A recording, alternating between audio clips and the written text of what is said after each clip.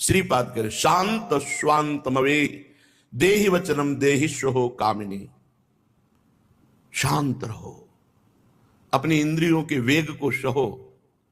काम आ रहा है राधा राधा राधा राधा राधा राधा। ये मोबाइल बहुत जहर है भाई, बहुत से बच्चों को नष्ट कर रहा है। बहुत सुधार भी इससे होता है, सत्संग सुना जाता है, आवश्यक फोन आदि आवश्यक कार्यों में बड़ा प्रयोग में आने वाला यंत्र है, धन्यवाद भी है। पर इसका जो कुप्रयोग करते हैं बहुत हानिकारक है। ये प्रहलाद जी ने भगवत स्तुति में कहा, एक काम वेदना एक खुजली सी है, नई दाद जैसे हो ना, खुजलाओ तो बड़ा अच्छा लगता है, लेकिन बाद में जब वो फबकती है और जलन पैदा करती है। शक्तिपात में तुम्हें सुख मिल रहा है, उसके रोकने में कितना सुख होगा।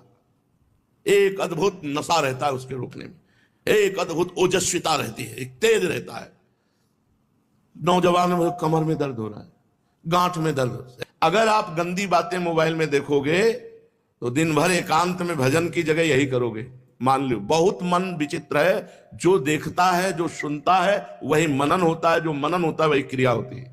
हाथ जोड़कर प्रार्थना है, मोबाइल से सदप्रयोग करो, असदप्रयोग मत करो, नहीं नाश हो जाएगा। जब सामने तुम गंदी बात देखोगे तो तुम कैसे रह सकते हो, विचार करके कैसे रह सकते हो।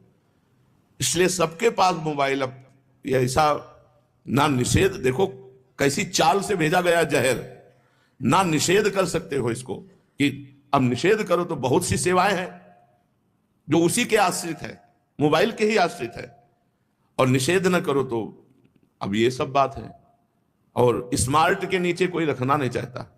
श्रीपाद कह रहे हैं अगर प्रेम प्रकट करना है तो शांत स्वांतमवे ही देहि वचनम देहिष्यो कामिनी रूपाग्नौ न पतंग वन्य पतरे चक्षु प्रमादादपि। जैसे पतंगा तेज के लोभ में जाके अपने को जला देता है, ऐसे ही ये काम का लोभ जो है सर्वनाश कर देता है बड़े बड़े ज्ञानियों का।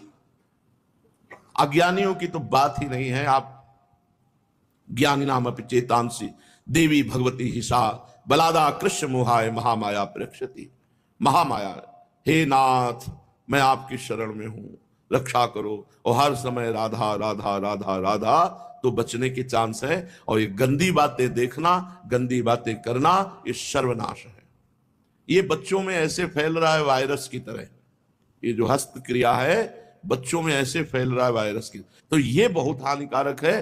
काम का जो स्वरूप है वो तुम्हारे हृदय में मंथन करेगा, पर उसका प्रयोग न करो तो शांत हो जाएगा। ये इसकी प्रक्रिया है जीतने की। जैसे जलन हुई बहुत अंदर, एकांत हो जाओ, शांत हो जाओ। शांत स्वांतमवे, शांत हो जाओ। राधा राधा राधा, लाडली जू कृपा करो, हे करुणा में कृष्ण कृपा करो, आपको बल मिलेगा। देखो बहुत फर्राटेदार सत्संग की बातें हम आपको बताते जाएं और नींव आपकी कमजोर है तो कुछ पकड़ में नहीं आएगा। दूसरी बात, माधुकरी की रोटी पाई, उसका अलग प्रभाव देखा। घर में एक घर में बैठ करके प्रसाद पाया, उसका अलग प्रभाव देखा। और भंडारे का प्रसाद जो बनता है अच्छा अच्छा गुलाब जामुन, ये वो पाके देखा, अलग प्रभाव। भूखे रह करके देखा, उसका अलग प्रभाव पड़ता है।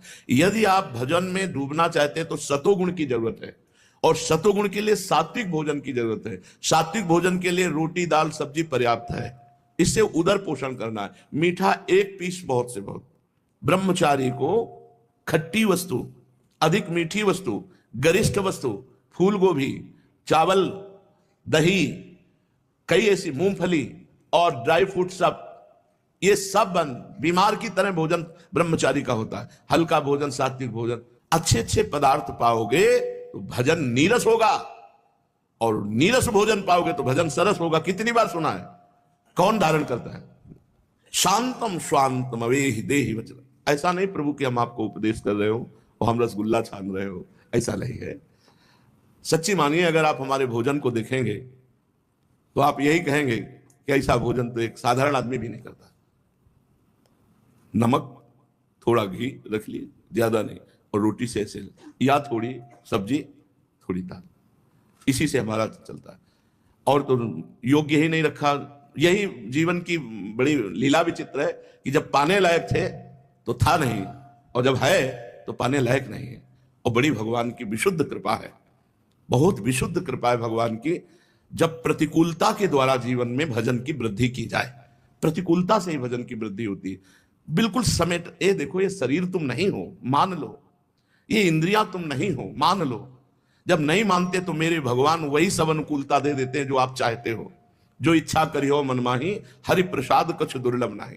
शांत, कितना आनंद है, शांत आप बैठे हुए भगवत चिंतन परायण, आंखों से अश्रु, जरा कभी ललचाओ ऐसे सुख के लिए। वचनम देहिष्यो कामिनी रूपाग्नौ न पतंग वन निपतरे चक्षु प्रमादाम दपि। नेत्रों से चक्षु प्रमादादपि।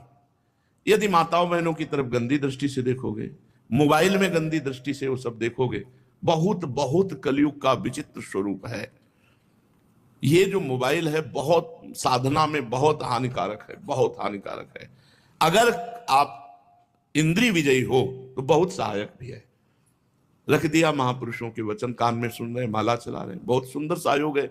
एक से एक महापुरुषों के वचन आप सुन सकते हैं, लेकिन इंद्रिय विजयी नहीं है तब तो बहुत बड़ी हानि है। और इससे बचो भाई, इससे बचो, बच्चों इससे बचो। अगर किसी को गलत क्रिया का अभ्यास है तो नियम लोग, ये कसम खाने से, दृढ़ता पूर्वक कसम खाने से छूटता है।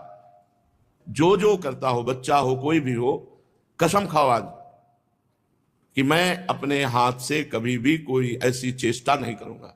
अंदर ही अंदर स्वीकृति कर लो, क्योंकि ये बहुत हानिकारक है भाई, बहुत हानिकारक है, बहुत हानिकारक है। जो इस क्रिया को करते हैं वो गृहस्थी में जाने लायक नहीं रह जाते, क्योंकि उनकी नस नाड़ियां इतनी नष्ट हो जाती हैं कि वो सोच मात्र से गृहस्थी के योग्य नहीं रह जाते। वो जहां चिंतन किए तहां वो गृहस्थी के लायक नहीं रह जाते, ऐसी कमजोरी हो जाती है। इसलिए गृहस्थ और विरक्त दोनों के लिए ये हस्त क्रिया बहुत हानिकारक है। इसका कहीं प्रवचन नहीं होता, इसकी कहीं चर्चा नहीं होती, और ये बहुत हानिकारक है। न बच्चे माता पिता से बता सकते हैं, न माता पिता बच्चों से पूछ सकते हैं। जिससे नींव मजबूत होती है, वही नींव बर्बाद कर दोगे तो कैसे बनेगा।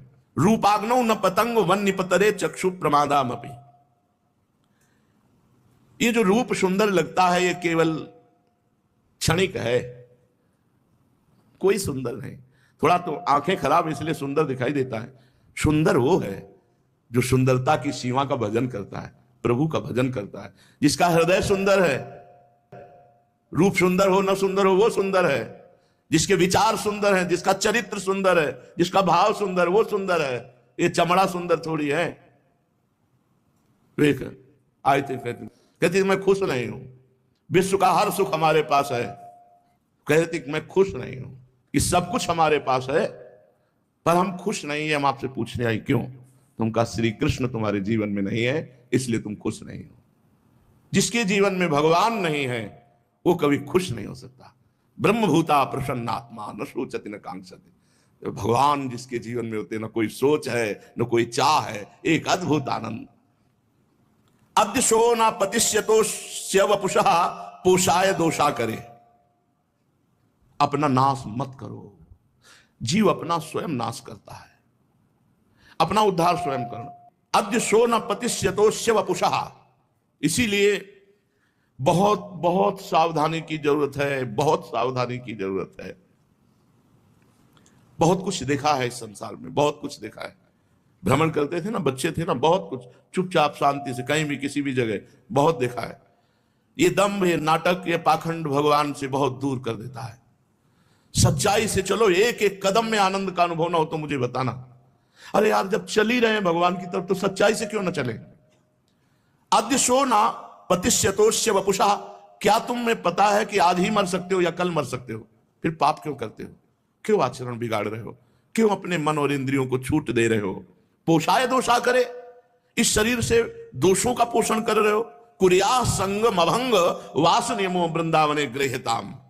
महापुरुषों का संग करो, धाम आदि का सेवन करो, भगवान नाम जपते हुए अपनी इंद्रियों पर विजय प्राप्त करो और मंगलमय प्रभु के धाम चलो। ये बहुत हो गया संसार का खेल खेलते हुए। थोड़ा तो हिम्मत करो, थोड़ा हिम्मत करो। ये ऐसे क्रियाएं हैं कि आप ये भी कह सकते हैं कि मैं करता नहीं, हो जाता है। क्योंकि जब अभ्यास सिद्ध हो जाता है तो फिर करना नहीं पड़ता, फिर होता है। चाहे वो भजन हो, चाहे वो संसार की क्रियाएं हो। सिद्ध आदमी जो भजन करके भगवान का होता ना, उसकी दिव्य लीलाएं चलती, वो बात करता है भगवान। और जो प्रपंची होता है वो भी सिद्ध होता है, वो सोते समय जगते समय भी गाली गलौज संसार की बातें वही उसके, वो भी सिद्ध हुआ है क्योंकि जीवन भर वही किया है। तो जैसे बूढ़ा आदमी ना, तो देखा तो लगा किसी से बात कर रहा, अकेले में बात कर रहा है, अकेले में अपने आप में बात कर, जैसे सिद्ध पुरुष अपने आप में बात करते हैं भगवान से, ऐसे वो प्रपंच में खोया हुआ है। ऐसे ही ये गलत क्रियाएं भी सिद्ध होती हैं, फिर हटाना मुश्किल होता है, पर परिपक्व अवस्था आ गई अभ्यास की तो गलत क्रिया हटाना बहुत मुश्किल होता है। इसलिए अभी आज जो सत्संग में बैठा है वो अगर इन गलत क्रियाओं को करता है तो वृंदावन धाम को साक्षी करके कसम खा लो, आज से स्वयं में कोई भी ऐसी असत क्रिया हम नहीं करेंगे।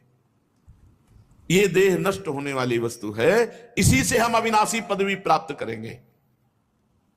2 महीना सच्चाई से ब्रह्मचर्य रह के देख लो, 2 महीना अगर आपकी जैसे गिलहरी नहीं टिलटिलाती हुई, ऐसे पूरे शरीर में एक ऊर्जा शक्ति आपको दौड़ती नजर आएगी। और ब्रह्मचारी के पैर ऐसे पड़ते हैं जैसे आग में कोई चलता हो, आग में कैसे चलता है ऐसे उसके पैर पड़ते हैं। ओज तेज ब्रह्मचर्य ये सब दिव्य साधना में, इसलिए बहुत सावधान भाई। ये जीवन श्रीपाद कह रहे हैं प्रेम प्राप्ति के लिए, प्रेम में सबसे बाधक काम है, काम में सबसे बाधक यह हस्त क्रिया है, क्योंकि सहवास तो पानी ग्रहण होने पर होगा, अगर पानी ग्रहण के पहले तो महापाप है, और ये क्रिया के लिए किसी के ग्रहण करने की जरूरत नहीं। इसलिए सबसे प्रार्थना है जिनमें ऐसी भूल हो वो बहुत सावधानी से इसको हटा दें।